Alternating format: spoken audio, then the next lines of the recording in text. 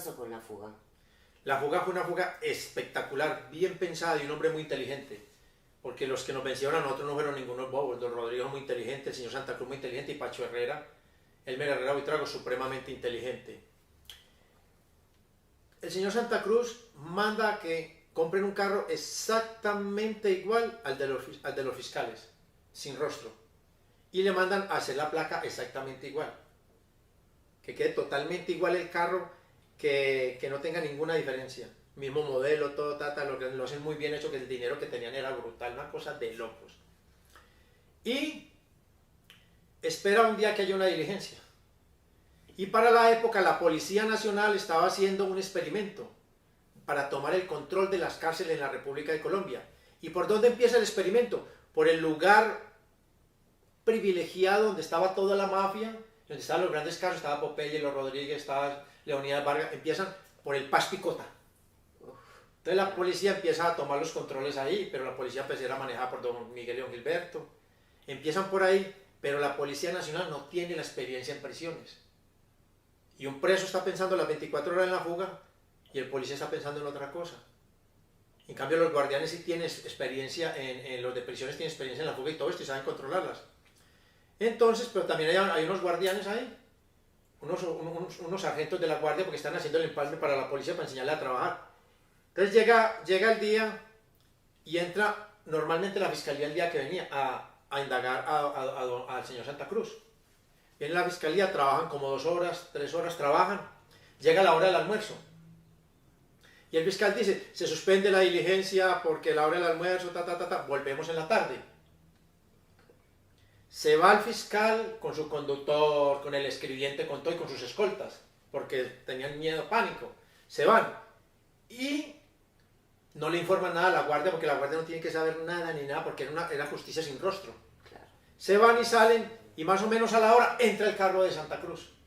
La guardia le abre, bajan un poquito el vidrio y pasa una planilla, se firma la planilla, ellos tenían la planilla, tenían todo muy bien organizado, porque han recibido información de dentro de la cárcel cómo se hacía.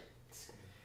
Y ellos entran, llegan y hacen llamar a Santa Cruz. Santa Cruz lo llevan desde el pabellón B al A, porque había que pasar por el lado del pabellón de nosotros para llegar a los cubículos donde se indagaban, donde indagaban los fiscales. Habían hecho unos cubículos especiales para los fiscales sin rostro.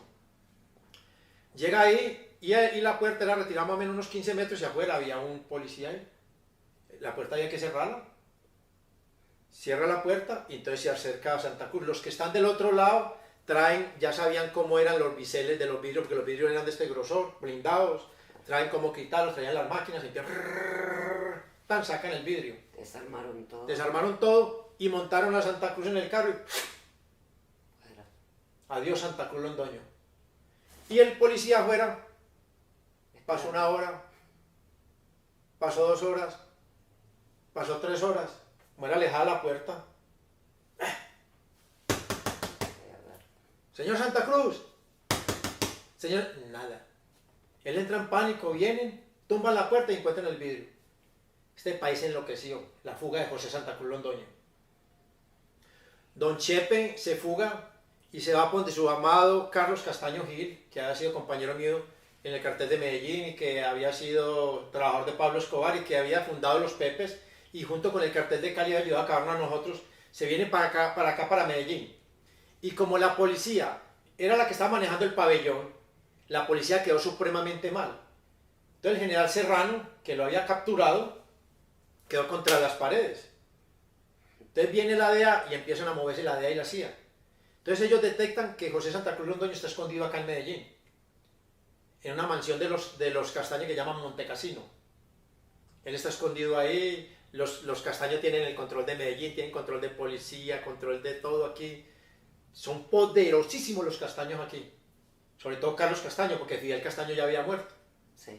Carlos les dice, tranquilo, quédese aquí en Santa Cruz, no se preocupe, aquí lo cuidamos, y estaba en esa mansión. Y él tranquilo ahí, el señor Santa Cruz.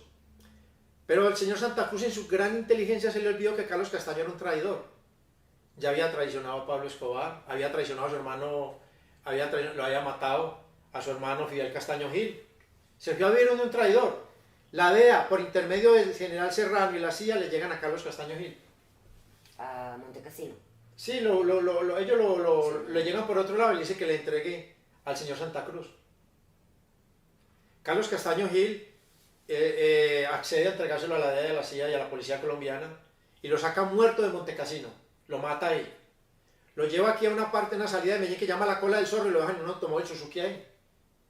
Y ahí ya muerto, llega a la policía y le hace unos tiros al carro.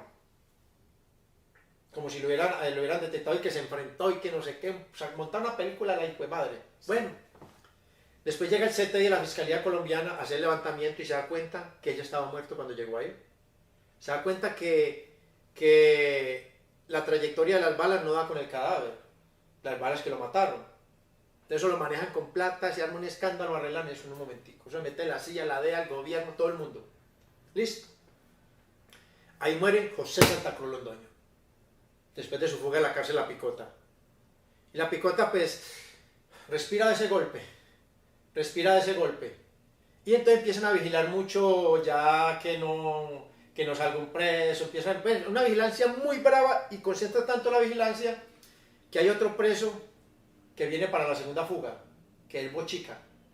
¿Quién es el Bochica? Bochica era un guerrillero de un grupo llamado el Jega, que combatía la extorsión, que combatía a los corruptos, estaba en contra del presidente Ernesto Samper bregando a matar a Iván Cancino, el abogado de Samper, un hombre que le dolía mucho el país, Bochica. Yo tenía una gran amistad con Bochica. Bochica empieza a idear una fuga. Y Bochica ve mucho el control de la policía ahí, por donde se fugó Santa Cruz. Y Bochica interviene las cámaras de la cárcel, porque consigue, no, que quiero tener televisión satelital, la colocaban sin ningún problema, pagaban una plata, bueno. Y ellos se colocan, y al lado de la televisión satelital pasaba el cable de las cámaras de la cárcel. Y él consiguió quien se conectara a las cámaras de la cárcel. Entonces él empezó a vigilar las cámaras de la cárcel, cómo actúan los policías. Y como te dije antes, los policías no saben de prisiones. Entonces los policías nunca revisaban la basura que salía de la cárcel, ni la chuzaban. Los guardias no dejan salir ninguna basura de una cárcel sin chuzarla, con unos chuzos así puntudísimos le meten y van mirando. Si sale sangre hay un preso ahí. Entonces, él empieza a vigilar y viene Navidad, un 31 de diciembre. Y él coordina con el muchacho que saca en un carrito así la caneca de la basura que es grande, del pabellón A. Pasa, sortea un control, sortea el otro control, sale el otro control y sale y la deja fuera del pabellón A. Ahí donde está el área de las basuras. Y por ahí puede pasar caminando y si cualquiera. Él idea esto y la basura, y él empieza a idear que la basura vaya muy sucia, que la lavase a la cocina, que todo eso, papeles higiénicos sucios, de todo encima. Entonces, él era pequeñito, Bochica era chiquitico. Él idea y entonces viene la Navidad. Hay orquestas dentro de la cárcel, hay licor, nosotros nos emborrachamos y todo. Cuando preciso, cuando un momento a otro, el algarabía más grande se volvió Bochica. Él se metió dentro de la basura, le echaron toda esta lavada a la cocina, papel higiénico, todo encima, y él con un pitillo ya respirando. Lo sacó, pasó todos los controles, el muchacho lo dejó allá y él salió de ahí. Él coge una bicicleta y sale de la ciudad. Con bicicleta. Sale de la ciudad y va a una sola en Alfar. Él sale de ahí, él camina durante 3 días y como estuvo tanto tiempo preso, se infarta y muere. Y es enterrado por Alfar en las montañas de Colombia. No le aguantó el corazón. Bochica era un hombre que era un gran guerrillero, tenía su propio movimiento, era muy intrépido. Él extorsionaba y cobraba secuestro, él mismo iba a una alambreta y cogía el dinero del secuestro. Bochica se escondía muy bien, porque no era muy fácil de detectar, era chiquitico, barbadito, un intelectual. Usted lo veía en la calle y no pensaba que era un poderoso jefe guerrillero. Y un día estaba en un restaurante Bochica, le dio por ir con la hija divina. Estaba en un restaurante Bochica ahí y un borracho empezó a joder a la niña, la hija, a decirle cosas vulgares y de todo, y al frente, y a insultar a Bochica. Bochica saca un revólver y mata al borracho. Hay más. Y ahí pasaban unos policías y lo cogieron. Ahí cayó Bochica a prisión. Pero Bochica era un hombre supremamente inteligente. Ahí es la segunda fuga de la cárcel La Picota. La policía tiembla. Se dan cuenta que ellos no pueden con prisiones. La policía tiembla y dice, no, vamos a estrecharlos. Eso se llena ahí de generales de la policía. No, la policía está en jaque. Bochica puso en jaque la policía y Santa Cruz. Sí. Entonces ellos empiezan y dicen, no, nosotros vamos a tener los controles, vamos a requisar la basura, nosotros vamos a tener cuidado con los fiscales sin rostro. Sin embargo, se estaba planeando una tercera fuga. Una fuga importantísima.